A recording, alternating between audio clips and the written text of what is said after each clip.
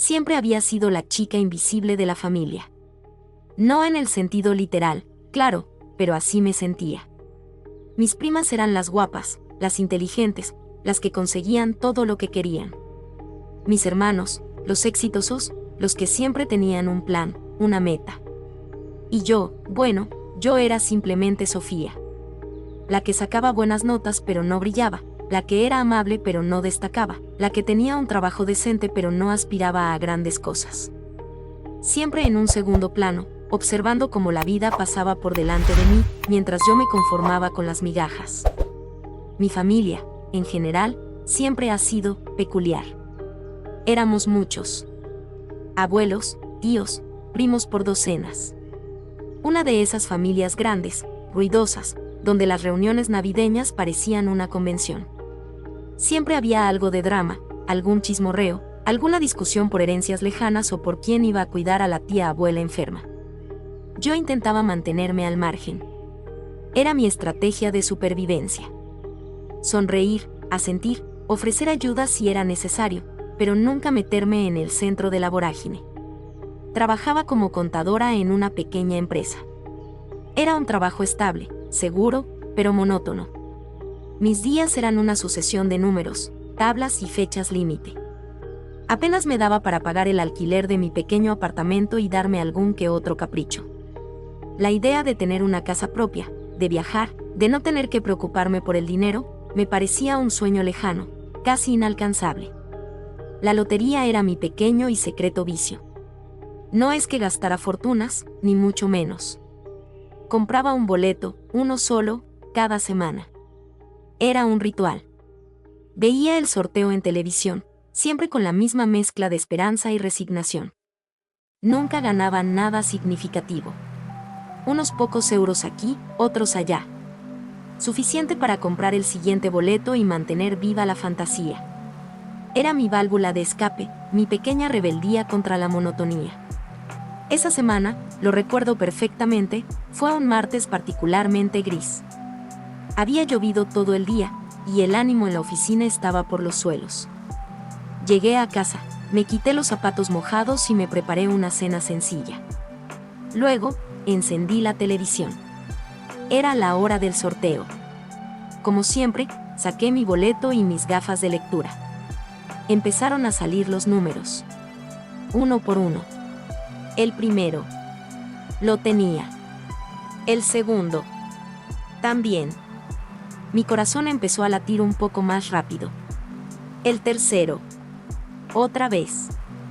Me senté un poco más recta en el sofá.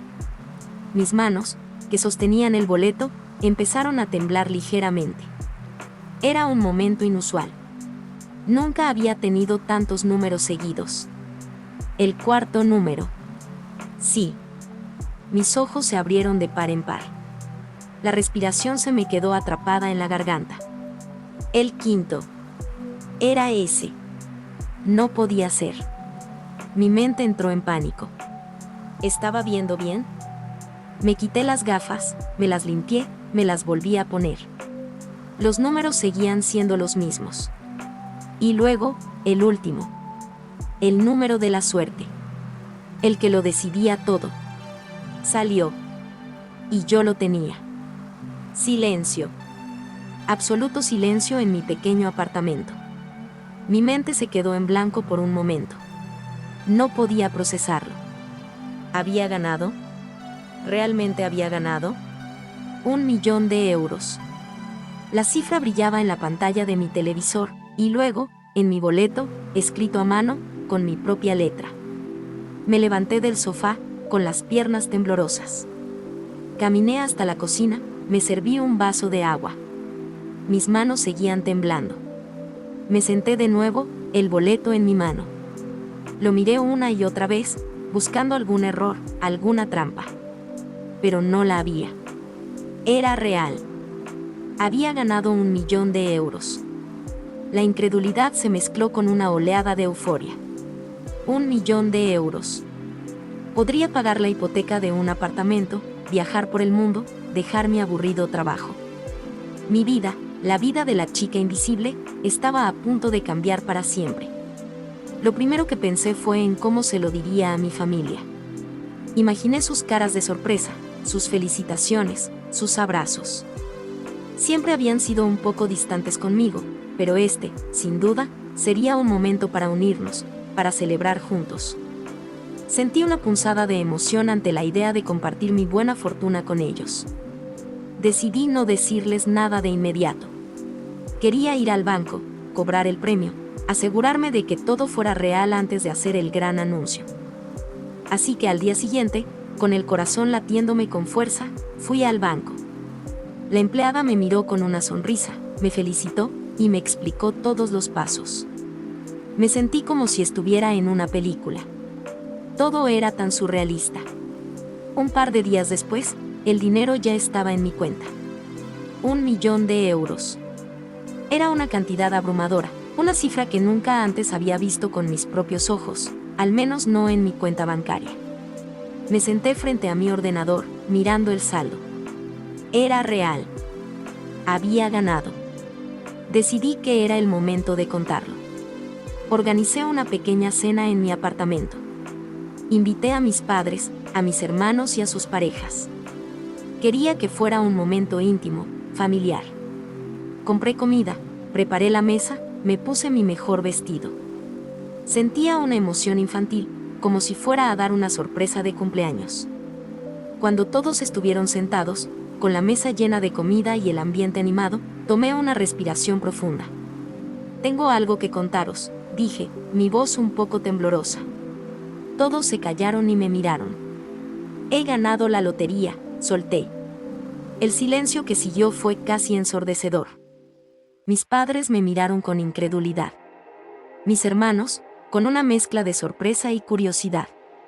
¿Cuánto?, preguntó mi hermano mayor, Carlos, su voz era un poco escéptica. ¿100 euros? ¿200? 1.000.000, dije, mi voz un poco más firme. 1.000.000 de euros. Y entonces, el silencio se rompió. Hubo un coro de exclamaciones, de preguntas, de incredulidad. Mi madre se levantó y me abrazó con fuerza, sus ojos llenos de lágrimas. Mi padre me dio una palmada en la espalda. Mis hermanos me felicitaron, sus caras aún reflejaban la sorpresa. Al principio, todo fue alegría. Felicidad, abrazos, planes. Me preguntaban qué iba a hacer con el dinero, si iba a viajar, si iba a dejar el trabajo. Yo les dije que aún no lo sabía, que quería tomarme mi tiempo, pensar bien las cosas. Ofrecí a mis padres ayudarles con la hipoteca de su casa, y a mis hermanos, una pequeña ayuda para sus negocios. Sentía una inmensa alegría al poder compartir mi fortuna con ellos. Pero la euforia inicial empezó a disiparse más rápido de lo que esperaba. A medida que los días pasaban, la atmósfera en la familia comenzó a cambiar. Las llamadas de mis tíos se hicieron más frecuentes, sus preguntas más directas. Mis primas, las que apenas me llamaban antes, ahora querían saber todos los detalles. La conversación, que antes giraba en torno a mi felicidad, ahora se centraba en el dinero. Empezaron las sugerencias, luego las peticiones, luego las exigencias. Mi tía abuela necesitaba una operación. Mi primo quería montar un negocio. Mi otra prima necesitaba ayuda para pagar la universidad de sus hijos. Todos tenían una historia, una necesidad, una razón por la que merecían una parte de mi fortuna. Intenté ser comprensiva, intenté ayudar en la medida de lo posible. Di pequeñas cantidades a algunos, ofrecí consejos a otros. Pero las peticiones se volvieron insaciables. Era como si un pozo sin fondo se hubiera abierto en mi familia, y todos esperaban que yo lo llenara. La presión se volvió abrumadora. Las conversaciones por teléfono se convertían en interrogatorios. Las visitas familiares, en audiencias públicas donde se debatía cómo debía gastar mi dinero. Empecé a sentirme incómoda, atrapada. La alegría de haber ganado la lotería se estaba convirtiendo en una carga. Un día, mi hermano Carlos, el mayor, me llamó. Su voz era seria, diferente a lo habitual. Me dijo que necesitaba hablar conmigo, que era algo importante. Nos reunimos en una cafetería, un lugar neutral. Sofía, dijo, mirándome directamente a los ojos. Hemos estado hablando. Toda la familia. Sentí un escalofrío. Sabía que esto no iba a ser bueno. Creemos que deberías compartir el premio de forma más equitativa, continuó. Somos una familia. Siempre hemos estado juntos. Y ahora que tienes esta oportunidad, sería justo que todos nos beneficiáramos. Mi mente se quedó en blanco. ¿Equitativo? ¿Qué significaba eso? El dinero era mío. Lo había ganado yo. Pero, Carlos, dije, intentando mantener la calma. Es mi dinero. Yo compré el boleto. Yo gané. Él suspiró. Lo sabemos, Sofía.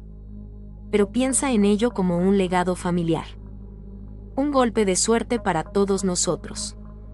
Podríamos invertirlo juntos, asegurar el futuro de todos. La conversación se volvió tensa. Él me presentó argumentos que, para él, eran irrefutables. La unidad familiar, el apoyo mutuo, la idea de que la sangre es más espesa que el agua. Intentó convencerme de que era lo correcto, lo moralmente aceptable. Yo me negué. No rotundamente, pero con firmeza. Les dije que ya les había ofrecido ayuda, que estaba dispuesta a apoyarles en necesidades reales, pero que no iba a repartir el dinero a partes iguales. Que había trabajado duro toda mi vida, y que este era mi momento. La reacción de Carlos fue fría.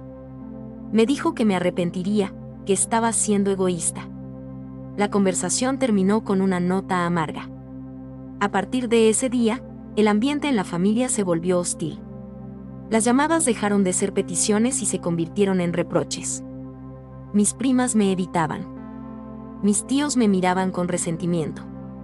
Incluso mis padres, aunque intentaban mantenerse neutrales, parecían incómodos. Me sentía aislada, traicionada por las personas que creía que me amarían incondicionalmente. La presión siguió escalando. Las amenazas veladas se hicieron más explícitas. Me decían que no querían que esto terminara mal, pero que si no entraba en razón, tendrían que tomar medidas.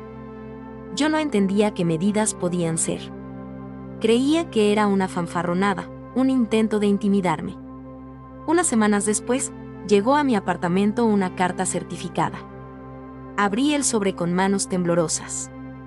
Era del juzgado. Mis ojos recorrieron las líneas, y mi corazón se detuvo.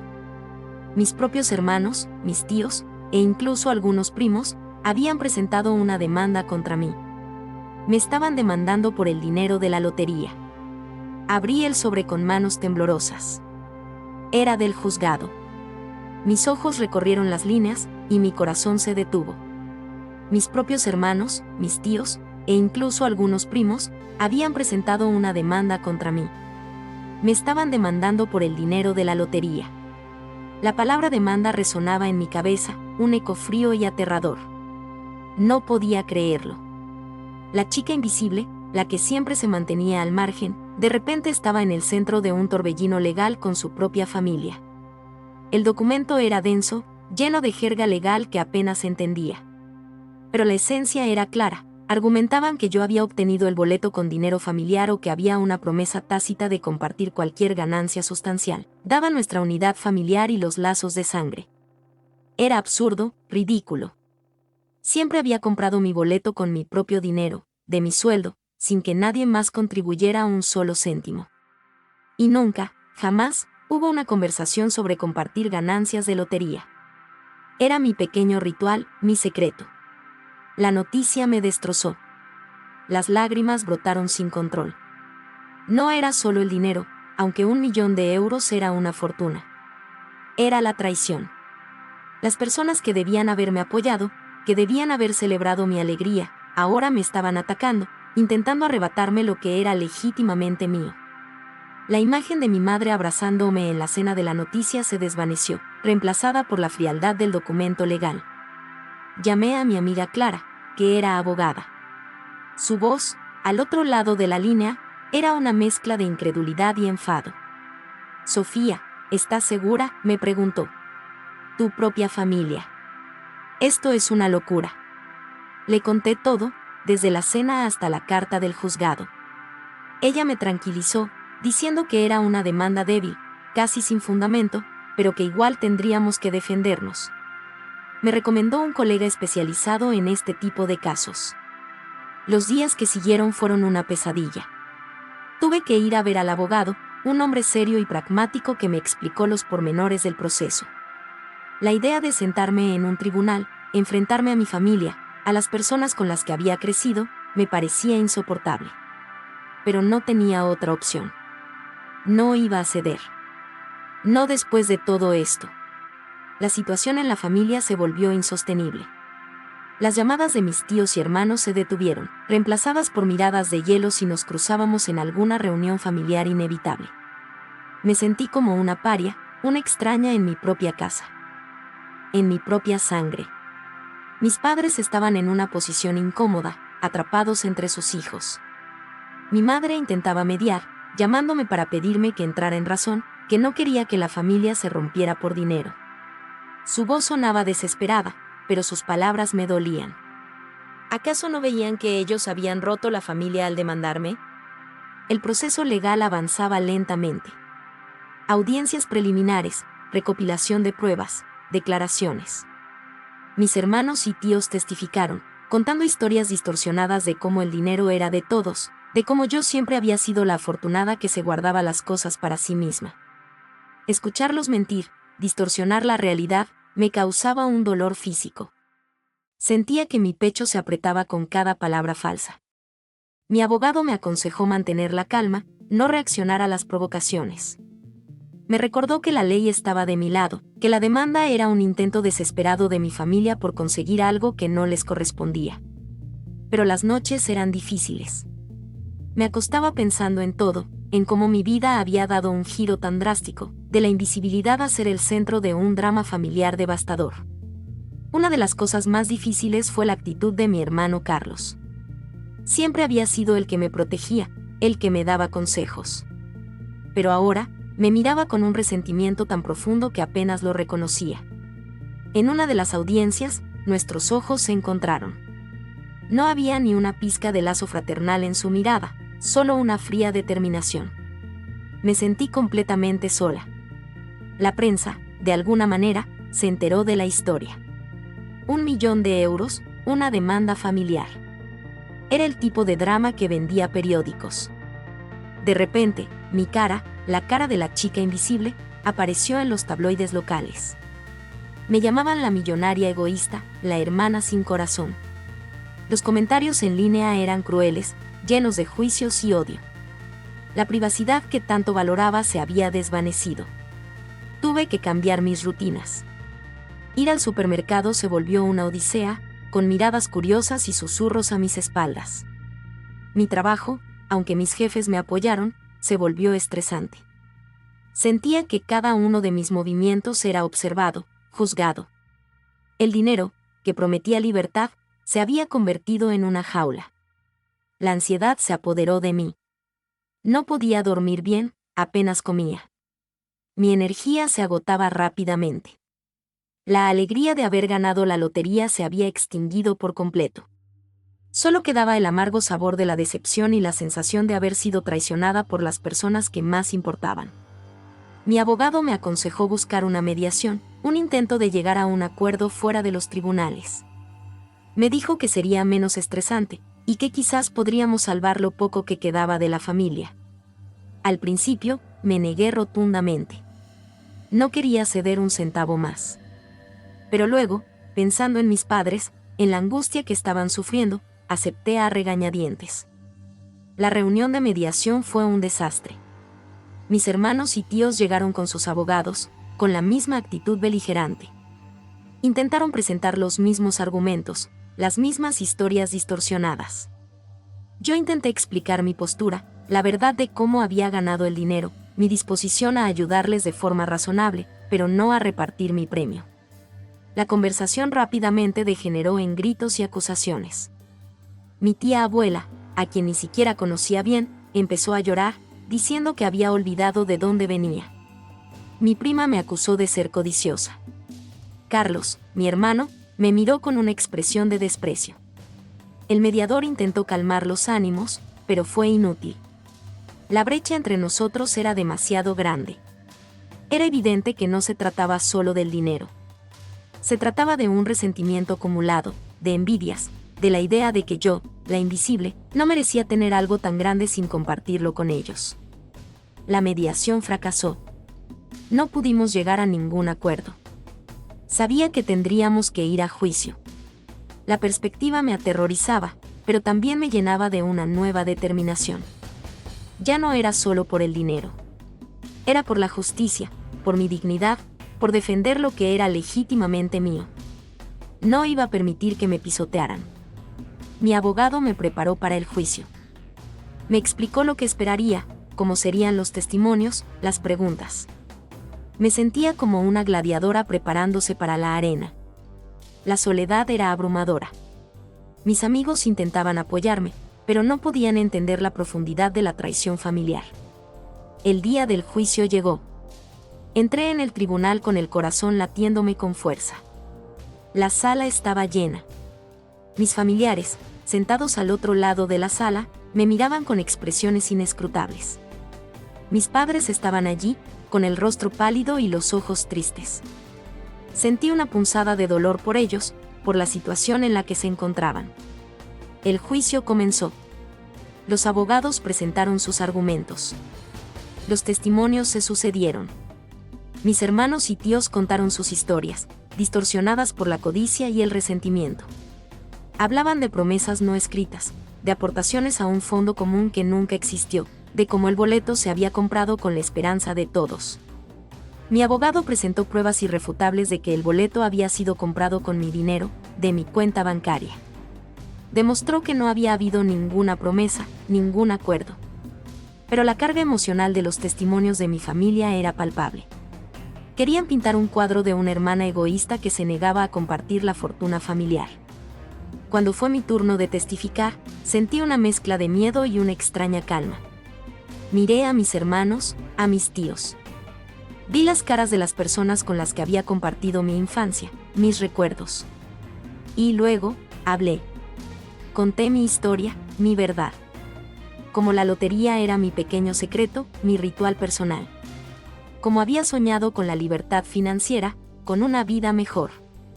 Como había querido compartir mi alegría con ellos, ofrecerles ayuda. Y como esa alegría se había convertido en una pesadilla, en una demanda, en la ruptura de los lazos familiares. Mi voz no tembló. Fui clara, directa, honesta. Les dije que entendía sus necesidades, sus deseos. Pero que el dinero era mío, legítimamente mío. Y que la demanda, más allá del dinero, había destrozado lo que quedaba de nuestra familia. Cuando terminé de hablar, el silencio en la sala era denso. Vi algunas caras en el público que parecían conmovidas. Mis padres me miraron con ojos llenos de lágrimas, pero esta vez, sentí que eran lágrimas de tristeza por la situación, no de reproche hacia mí. La fase de los testimonios terminó. El juez anunció un receso antes de que se pronunciara el veredicto. Salí de la sala, sintiendo que un peso enorme se había quitado de mis hombros. Había dicho mi verdad, lo había hecho con dignidad. El resultado ya no estaba en mis manos. Salí de la sala, sintiendo que un peso enorme se había quitado de mis hombros. Había dicho mi verdad, lo había hecho con dignidad. El resultado ya no estaba en mis manos. La espera fue agonizante. Cada minuto se sentía como una hora, cada hora como un día. Me refugié en mi apartamento, intentando distraerme, pero mi mente volvía una y otra vez al juicio, a las caras de mis familiares, a la frialdad de la sala del tribunal. Mis amigos fueron mi único apoyo durante esos días. Me llamaban, venían a verme, me distraían con conversaciones triviales. Me recordaban que, pasara lo que pasara, no estaba sola. Sus palabras eran un bálsamo para mi alma herida, un recordatorio de que, aunque mi familia me hubiera fallado, había otras personas en mi vida que me querían incondicionalmente. Finalmente, llegó el día del veredicto. Entré en la sala del tribunal con el corazón latiéndome con fuerza en el pecho. Mis familiares estaban sentados al otro lado, sus rostros tensos, expectantes. El juez entró y el silencio se hizo absoluto. El juez comenzó a leer su decisión. Las palabras iniciales eran formales, la jerga legal habitual. Apenas podía concentrarme. Pero luego, sus palabras se volvieron más claras, más directas. Explicó que el tribunal había examinado todas las pruebas, los testimonios, los documentos. Dijo que no había encontrado ninguna base legal para la demanda de mis familiares. Que el boleto de lotería había sido comprado con mi dinero, sin ninguna contribución de otros, y que no existía ninguna prueba de una promesa o acuerdo de compartir las ganancias. Sentí que el aire regresaba a mis pulmones. Un suspiro silencioso escapó de mis labios. El juez continuó, confirmando que la demanda era infundada y que los costos legales serían, bueno, ese detalle no importaba en ese momento. Había ganado. La justicia, a pesar de todo, había prevalecido. Mis ojos se llenaron de lágrimas, pero esta vez eran lágrimas de alivio, de liberación. Miré a mis familiares. Sus caras eran un poema. Una mezcla de incredulidad, rabia y derrota. Mi hermano Carlos tenía el ceño fruncido, sus labios apretados en una línea fina. Mis tíos parecían en shock. Los primos, con la mirada perdida. El juez levantó la sesión. La sala se llenó de un murmullo de voces. Mi abogado me dio una palmada en la espalda, felicitándome. Me sentí como si me hubiera quitado un peso de encima que había estado cargando durante meses, quizás años. La chica invisible había ganado. Salí del tribunal, sintiendo el sol en mi cara. Era un día brillante, un contraste total con el gris de los últimos meses. Sentí una profunda sensación de liberación. El dinero era mío, legítimamente mío. Y lo más importante, había defendido mi dignidad, mi verdad, contra viento y marea. La victoria en el juicio, aunque fue un alivio inmenso, no borró el dolor de la ruptura familiar. Mi relación con mis hermanos y tíos quedó completamente destrozada. No hubo disculpas, ni intentos de reconciliación. El resentimiento y la amargura eran demasiado profundos. Mis padres, aunque aliviados por el resultado, seguían atrapados en medio, y la dinámica familiar nunca volvió a ser la misma. Las reuniones navideñas se volvieron silenciosas, incómodas, un recordatorio constante de lo que se había perdido. Decidí que era hora de empezar de nuevo. La demanda me había enseñado una lección invaluable sobre la codicia y la verdadera naturaleza de algunas relaciones. Me di cuenta de que el dinero, por sí solo, no trae la felicidad, pero sí revela la verdadera cara de las personas. Y en mi caso, había revelado un lado oscuro de mi familia que preferiría no haber conocido. Lo primero que hice fue cambiar mi número de teléfono. Quería cortar los lazos con la toxicidad, con las constantes peticiones y reproches. Luego, hice algunos cambios importantes en mi vida. Dejé mi trabajo como contadora. El dinero de la lotería me dio la libertad de explorar otras opciones, de seguir mis verdaderas pasiones. Siempre me había gustado escribir, pero nunca había tenido el valor o el tiempo para perseguirlo. Ahora, podía hacerlo. Me matriculé en un curso de escritura creativa. Empecé a viajar, a ver el mundo que siempre había soñado. Visité ciudades que solo conocía por los libros, probé comidas exóticas, conocí gente nueva. Cada experiencia era una forma de sanar, de reconstruir mi vida, de llenar el vacío que la traición familiar había dejado. El dinero me dio la libertad, pero también la responsabilidad. Invertí sabiamente, siguiendo los consejos de un asesor financiero de confianza que Clara, mi amiga abogada, me recomendó. No quería malgastarlo, ni que se convirtiera en una fuente de problemas de nuevo.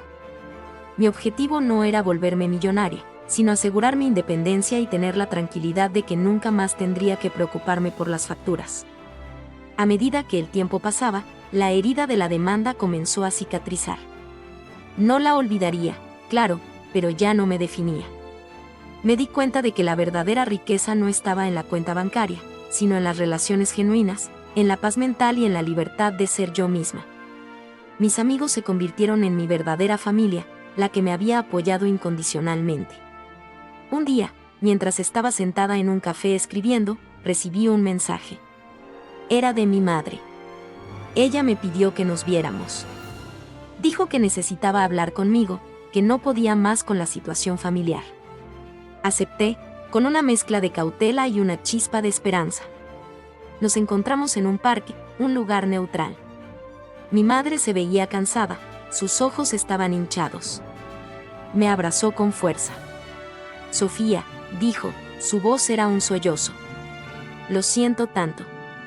Siento todo lo que pasó. Tus hermanos, tu padre. Fue un error. Un error terrible.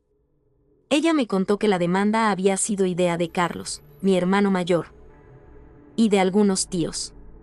Me dijo que mi padre se había negado al principio, pero que Carlos lo había presionado mucho, usando argumentos sobre el bien de la familia y como yo les debía algo. Mi madre confesó que ella misma se había sentido impotente, atrapada entre sus hijos, queriendo la paz pero sin saber cómo detener la locura. Sentí una mezcla de emociones. Dolor por el sufrimiento de mi madre, alivio por escuchar su disculpa y su arrepentimiento, y una punzada de tristeza por la fractura que nunca se había curado. Mamá, le dije, mi voz suave. Lo sé. No fue solo el dinero. Fue la forma en que se comportaron. La traición. Me dolió mucho. Ella asintió, las lágrimas rodando por sus mejillas. Lo sé, mi amor. Y a mí también me dolió. Vi cómo te aislaban, cómo te juzgaban. Y no pude hacer nada. Nos quedamos allí, abrazadas, llorando en silencio. Fue un momento de catarsis, de liberación. La disculpa de mi madre, aunque tardía, era genuina. Era un pequeño paso hacia la reconciliación, al menos con ella.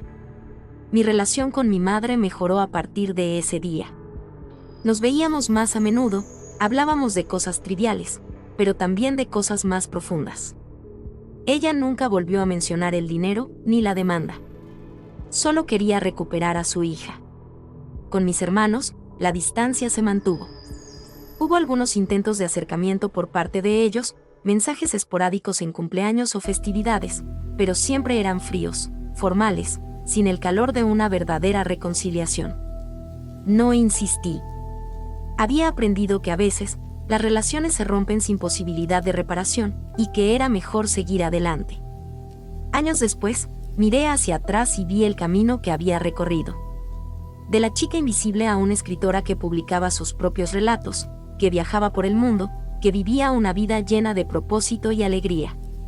El dinero de la lotería había sido el catalizador, sí. Pero la verdadera transformación había sido interna. Me había convertido en una persona más fuerte, más sabia, más resiliente. Un día, recibí una carta inesperada. Era de mi hermano Carlos. Mi corazón dio un pequeño salto. Habían pasado años desde la última vez que hablamos de verdad. Abrí el sobre con cautela. La carta era corta. Él decía que había estado pensando mucho en todo. Que había cometido un error, un gran error, al demandarme. Que lo sentía. Que la ambición y la codicia lo habían cegado. Que la vida le había dado algunas lecciones difíciles desde entonces, y que había aprendido a valorar lo que realmente importaba. Me deseaba lo mejor y esperaba que algún día, quizás, pudiéramos volver a hablar sin resentimientos. Sentí una extraña mezcla de emociones al leer la carta. No había una euforia o un perdón instantáneo. Había dolor por el tiempo perdido, por la relación que nunca recuperaría del todo. Pero también había una pizca de esperanza, una señal de que, quizás, la curación era posible, incluso después de una traición tan profunda. No respondí la carta de inmediato. La guardé, como un recordatorio de lo que había sido y de lo que podía ser. La vida era un camino largo, y las heridas, aunque cicatrizaran, siempre dejaban una marca. Pero ahora, esas marcas no eran de debilidad, sino de fortaleza. Había sobrevivido a la tormenta, y había encontrado mi propio sol. Y ese era el verdadero premio.